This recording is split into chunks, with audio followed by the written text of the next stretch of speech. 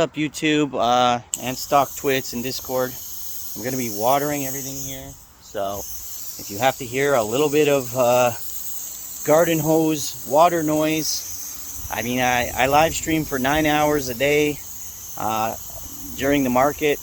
I do videos before the market, get the pre-market movers called Stock Whisperer, and now after hours I have to address things like Endp, and I have to have a life as well. So you'll have to bear with me on the noise, if you can even hear it. Just a little bit of a disclaimer. So Endp on my live stream, okay? First, let me preface this. I'm not a bankruptcy lawyer. I'm not a lawyer. I'm not a financial advisor. I'm just an active day trader and investor. Been doing it for a long time. If you don't know who I am, and if you know who I am, you already know all this. So none of this is financial advice, okay? Also, with the Endp, okay, on my live stream, I had been calling multiple times on the live, so people had kind of bore witness to the fact. I've been calling the CBOE, I've been calling the OCC, and I've been trying to get information every day. Are we being delisted? So on Friday I did that because all the FUD was, oh, we're delisted Monday, we're delisted Monday. Then that was not the case. But what happened to the stock price? We went from 50 cents, 54 cents to 30 cents on basically BS info. Okay? Also, I think that most retail has no clue what delisting is, okay? Delisting doesn't mean the stock is gone. It means it goes to OTC, over-the-counter exchange, okay? So it's not on the NASDAQ, but it's OTC, okay? So it's just a little, it's less liquid. It's where you're gonna find most penny stocks in any ticker that's like five letters. For example, Bavarian Nordic, which is worth about around $45 a share, and is the monkeypox stock, the one that the government has bought in over 2.5 million doses of monkeypox vaccine from, okay? So it's not like some rot in hell situation. Hertz, the previous chapter 11 that I've mentioned quite a bit, Hertz went to the OTC. It came out of the OTC as a new ticker, a new Hertz, and that's probably what is going to happen with Endp, okay? What I'd like you to know about Hertz is how it worked out for shareholders on Hertz, guys, was every share you had, you were paid $1, I believe it was $1.38 per share. Okay, so whatever the share price was, doesn't matter, you were paid $1.38. You were also given 3% of another share. So 3% times 33 is 99. So roughly, for every 33.33 shares you owned, you got a new share as well as your $1.43 or whatever it was. You also got, for your shares, you got 18% of that as exercisable warrants. And those are basically long-term call options. If the stock reaches a certain price, you get to exercise the warrant, and now you have shares. So it's kind of incentive to hold or invest, okay? Because you want your shares to go up in value, or you want the share price to go up in value so that you can exercise these juicy warrants and make bank, okay? Because you're getting these warrants for next to nothing. Share goes up, now you get to sell them and make a bunch of dough. So, I got a fucking mosquito on me. So if something similar like that were to happen with Endp, then that's kind of the ideal situation, okay? Revlon, for example, it's the same company managing, Kroll is managing. Revlon is supposed to be delisted as well, but they're on the New York Stock Exchange, and for whatever reason, they're still not delisted. They're still trading, actively trading. The options are up. Nothing's being changed there, okay? I don't know the timelines. The timelines for these things are all different all the time. It's not one scenario fits all. That's not what it is. So on my channel and on my posts, I have continually over and over and over and over and over, at least, and lately especially because it's been falling, I've been telling people, invest what you're okay to lose. And let's be real here, the number we're all okay losing with on this is $0. No one wants to lose money at all. We don't want to lose $50. We don't want to lose $10. We don't want to lose $1,000. And in my case, about $7,000 is probably what I will more or less lose here, okay? Because I don't really know what's going to happen with the options, but I do know this, okay? And I've been posting my position on my Discord nearly every day because people continually ask, are you in the play? Are you in the play? Are you in the play? If I'm in the play, that doesn't matter. Does not matter. You invest in whatever you want to invest in. Don't invest in what I invest in. Don't invest in what some other YouTuber is telling you to. Invest in what you want to invest in, first and foremost. But out of a courtesy, I show it anyways, okay? Almost all of it, 450 call options, worth about $6,500, are for September 16th. The final court date is September 21. I don't foresee them expediting any of this at this point. They're going to shove it in the OTC, and they're going to take whatever time is necessary for them. And that way, like, they don't really care what the price is because they're busy working out what the what's going on with the stock, what's going on with the company. That's their main concern at this point. It's actually not shareholders. So taking it off of the stock exchange kind of alleviates them of that quote-unquote burden, okay? So I would imagine all of mine expire completely worthless. They're not going to be worth anything. I have 50 that are for October, middle of October. They're monthlies. They're $1 though, so it's going to have a significant move for me to really get anything out of that. I paid about 22 cents. And the time premium by then is going to be all gone, okay? So at this point, me personally, I've already essentially come to terms with the fact that I lost about $7,000, and I don't foresee me getting any of that back, okay? Because I did not buy shares. I didn't buy shares. I went all in on the options based on what I saw with the Hertz options, based on what I saw with the Revlon options. Those things went up. In some instances, with Revlon, for example, they went up 5,600%. And I wanted a piece of that with this play. And again, so why am I telling you this? Because you guys are going to be asking me a bunch of questions. And unfortunately, I'm locked in where I'm locked in. And I'm an active day trader. So I need to move forward and move ahead. Meaning, I can't dwell on the past or dwell on the losses. For example, Forza. You all know I took a big loss on Forza. And what did I do? I showed up the next day and I started trading. And the next day, and the next day. And here we are. Because there's money to be made. Today I made really good money shorting GCT, shorting Peloton, and shorting GNUS or whatever the hell it is. The Asian stock that was going berserk, that was $18 2 days ago and it was $43 today, and I said that's the easiest short of my life, and now it's like $33. So I don't even know the ticker, and I traded it 40 times today. I don't even know. GNUS, GSUN, GSUN. Shit, there we go. GSUN, okay? So tomorrow I'm going to be actively trading. I'm going ahead with my life. Like, they're not going to be rushing to help shareholders out here, okay? It's not their priority. So, do you, if you ask me questions, I'll try to answer them if I'm not busy in a trade. If I'm busy in a trade, it's not going to be my priority tomorrow. It's not going to be my priority on the weekend. It's not going to be my priority going forward. It just isn't, because I constantly said, risk what you're okay to lose, it's going to go to nothing or potentially dollars. And I always saw people buying the dip. I'm buying a dip. I'm buying a dip. And some of these guys I know already owned a boatload of shares already. I'm not their advisor. They can do whatever they want. But I did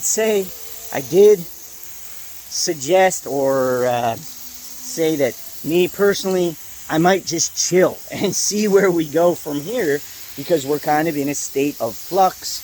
We're in we're in a state of nothing's really going on, okay? And now today something's going down. We got the news of the delisting out of left field.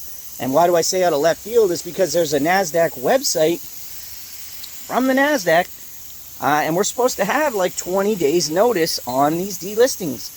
Them putting out a corporate filing, a PR, just a PR, saying we fully expect NASDAQ to begin the delisting process.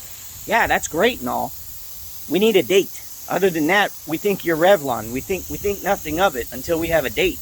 Revlon doesn't even have a date, okay? If you're in Revlon, you might be needing to think about getting out at a certain point, because apparently they can just make the decision with no date now. They don't even need dates. Apparently, let's just change the rules one more time and hurt retail. Who gives a shit?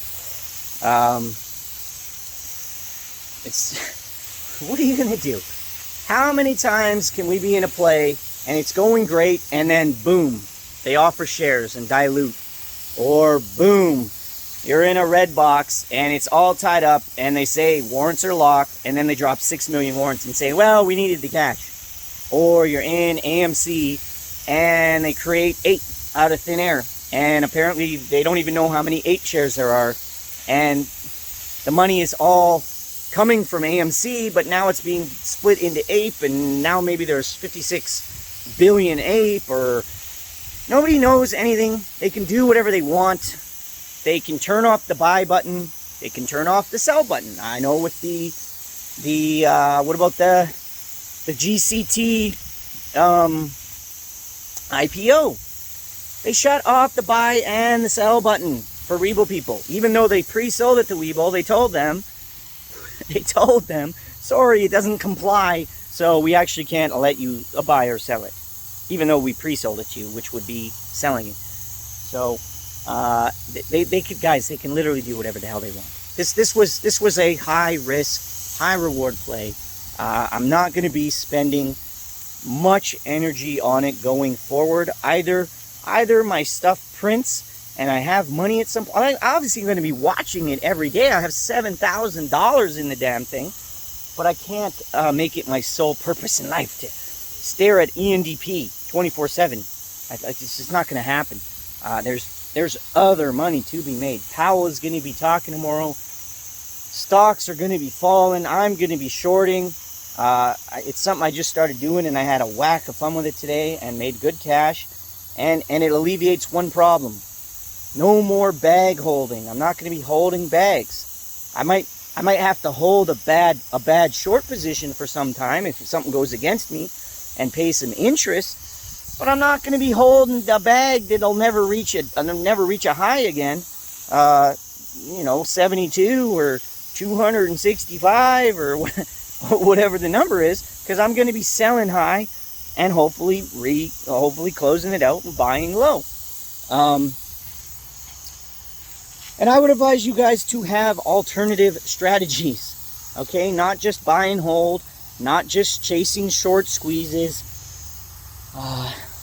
Learning options, learning cash covered puts, learning covered calls, learning how to short, being on a broker that will allow you to short. What else? Holding a cash position if you're not feeling it. Getting out, learning how to close a position that's going against you and taking a loss, and not sitting there and holding forever and forever and forever and forever and forever and forever. Okay? You got to learn how to make moves. Whether it's in your favor or not, you need to be making these decisions on the fly, day to day, and adjusting to market conditions. That's all I can say on the play. There's no new... Oh, actually, you know what? There is one more real important thing I want to discuss about this. Okay? So, I did get news today that someone could no longer buy... They couldn't buy the shares. But, again, I think they were either putting in the ticker wrong. They didn't know that it's going to be getting a Q on it. Maybe they're taking the buy button away on specific I don't know. I don't know. But what I'm saying is he shared a screenshot with me. This is important. Going forward, it's going to be absolutely critical that any news we share comes with a link. So a credible source comes with a link or a photo or an email of a conversation from an accredited party like the CBOE, the NASDAQ, the New York Stock Exchange, your broker, the OCC, someone credible, not a person on StockTwits, not a YouTuber, not me, unless it's accompanied with an actual reference, a link or a photo, okay? That's going to be vital. Sharing opinions, sharing hearsay, sharing, oh, I heard someone said this. That's not helpful. I'm pretty much going to ignore all of that. If someone's like, hey man, I heard this, and this, I'm literally going to say, do you have a link? Do you have a source for me so I can check it out? And if they don't, that's it. That's it. I'm not even going to entertain it, because you can't. In these situations, we need to know very specific info, and we need to make sure it's legit and real and credible. Every single time we discuss it going forward. I've tried to be very on point with that. When all the FUD was coming out that we were getting delisted Monday, I said, show me where it says that. Show me where it says that. I didn't say it's not. I literally actually said, they have PR that says we're going to get delisted. Sorry, the mosquitoes are coming out hard now. But I said, but they don't have any PR or any filings with an actual date. A date is important. It's key. And they still didn't give us that. They gave us it in the after hours today, out of the blue. Total bullshit. I'm not even surprised. You can barely trade on this market now. It's corrupt AF. Okay? It's corrupt as hell.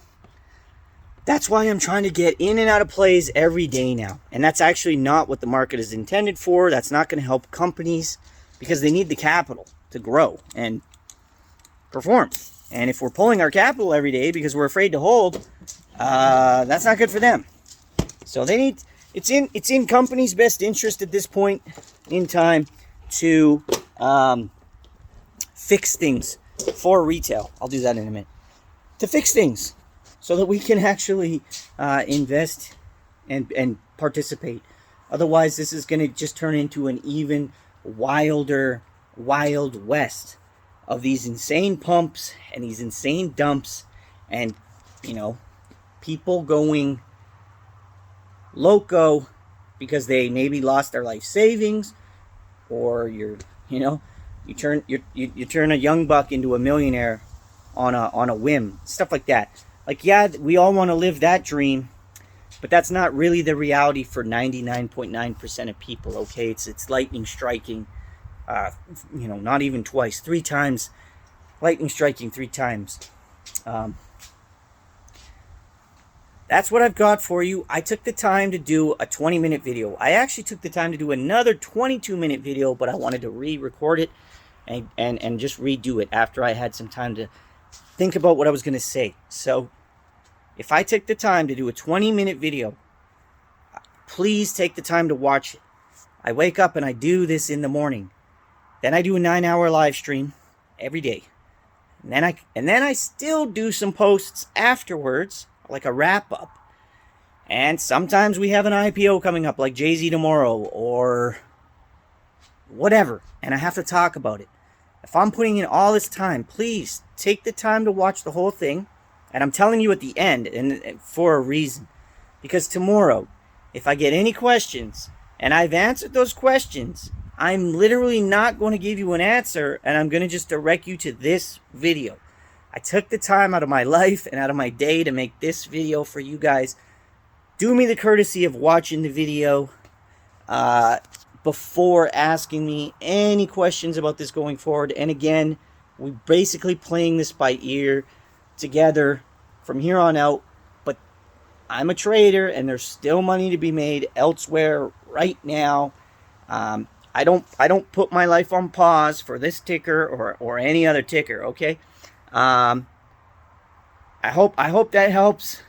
If it doesn't inspire confidence, sorry. It's not supposed to be an inspirational video where we're not banding together and apes I hold for you, you hold for me, or any of that crap. I'm just a straight talker, straight shooting, give you the facts, give you things as I see it or as I am aware of them. That's it. It's also not intended to be a FUD video. It's just, it is what it is, and we have to make decisions based on the info we have every single day. If the info changes tomorrow, we got to make we got to re-evaluate the entire thing. I've had people say, well, you said this and this and this on a Friday or on a Wednesday, and it's like 2 weeks later. Yeah, it's 2 weeks later, bro. When Boeing Airlines planes started crashing and orders started getting canceled. They were a $300-something stock, and they became a $100-something stock. You wouldn't go, well, the analysts said the outlook was great. They were getting all the orders. Yeah, well, things changed. Things changed.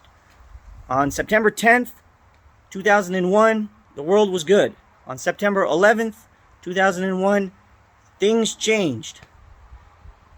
When Russia went into Ukraine, things changed. Oil boomed overnight. You do not go by anything yesterday. You go by yesterday plus today. What's today? What's current right now? You have to get that in your head. You need to be fluid with the market and all of the available information and all of the news, fluid at every moment. I'll see you guys tomorrow. Cheers.